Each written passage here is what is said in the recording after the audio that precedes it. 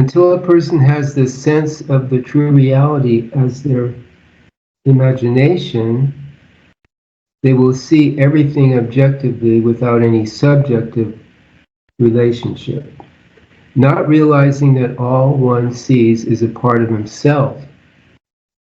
Many times rebels at the thought and does not see the conditions of their life as they are related to their own mental activity. You must firmly come to realize that reality is now and not from without.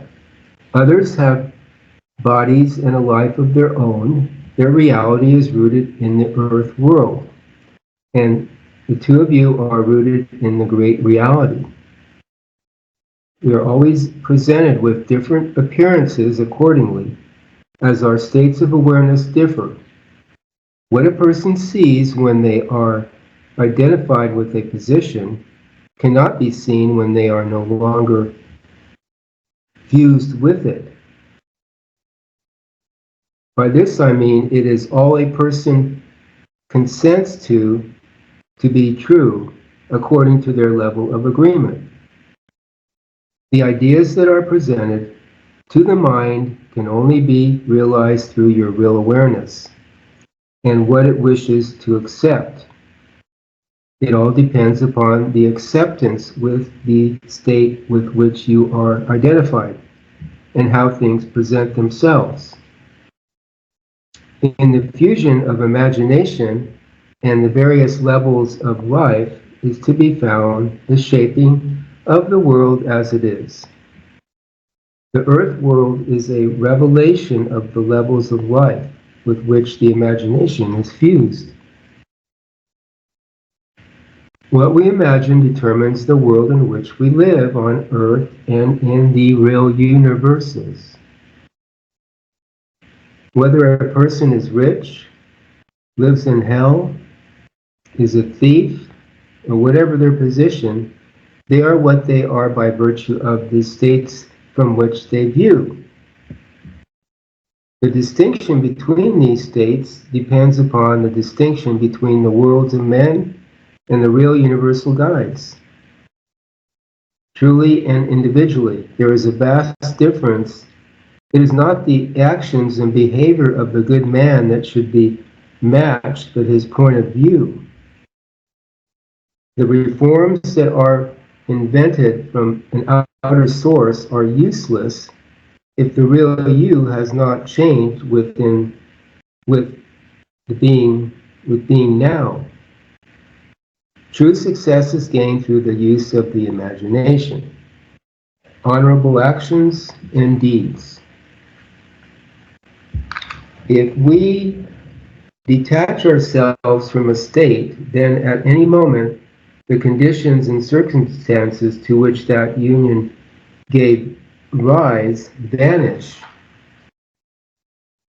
It all lies in the fact of our determined imagination. Thinking from the end, this is the beginning of all miracles. Only in this present moment can the future exist for a person to wisely and consciously create circumstances for themselves.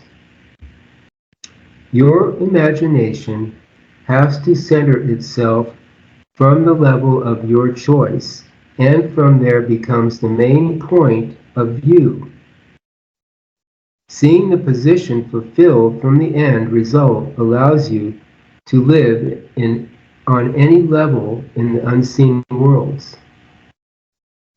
Being unaware of this ability to imagine from the end result is bondage to this world, just like so many people already consider. When a person surrenders to the sense world, the passing dream, it always underestimates your own capabilities to advance into wonderful areas of real awareness. Once you have established yourself in the proper position with your imagination, then you are freed from ever attempting to achieve your goal by thinking it in hopes of entering another position. Everyone is looking for the real connection to what is real. They all have a hunger for it. And so by realizing that there are better levels to experience, the satisfaction of a true reality becomes apparent in one's awareness through their own being. Some have the great passion to enter the higher levels of being. The foremost desire that a person should have is the realization of their real awareness, which will allow them to enter into the unseen worlds. To span the bridge between knowing the desired position and perceiving from the desired position is the ultimate secret. Perceiving from the end, as reasoning can never do. By its own nature, reasoning is wholly restricted to the evidence of the senses, whereas imagination has no such restriction or limits. The real you is as real in the unseen worlds as your physical body is real in this outer world. The you-tune expresses a more fundamental part of reality. The real you must be consciously exercised and directed. The worlds of yourself have real structure and have existence in their own space. There are two kinds of movement. One that is according to the outer body, and another that is according to the real you. The movement of the real you is causal, and with the outer body it is a compulsion. The real you determines the outer movement of the body, where they are joined together, then bringing into the outer a movement that is similar to the actions of the real you. The real you is the force by which all events are brought to pass. The outer movement is subject to the compulsion applied to it by the movement of the real being you already are. So when the actions of the real being match the actions which the outer bodies must take to fulfill the desire, that desire will be realized. A person must first determine this, then the action will play itself out, and soon one is living the life they always wanted. For you to realize the desire of being in the unseen worlds, an action must be started in your imagination that is separate from the senses. You must always keep in mind that the mind seems to know, but really doesn't. It is your real awareness that knows and experiences what the mind believes to be so, or considers things to be a philosophy or some kind of theory. By using your imagination, you will involve the real you to the point of your desired destination.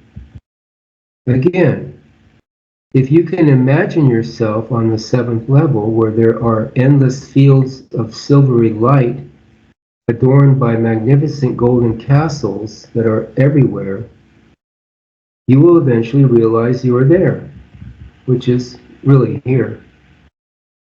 This is where everything is really in the here and now of the one isness. The real journey is always with yourself. You will venture forth along the golden highway of the life. Without the knowledge of the real you, there is little you can do for yourself in the true sense. This is the secret way to real freedom that very few will attempt, because the way that most people have been so educated. This is why the systems of the earth are mainly a waste of time to experience what has real value. They do have their place, but for the earth only and nothing else. That is why it is so important to discover the unseen worlds and learn to bring forth the real treasures into our lives that are always hidden.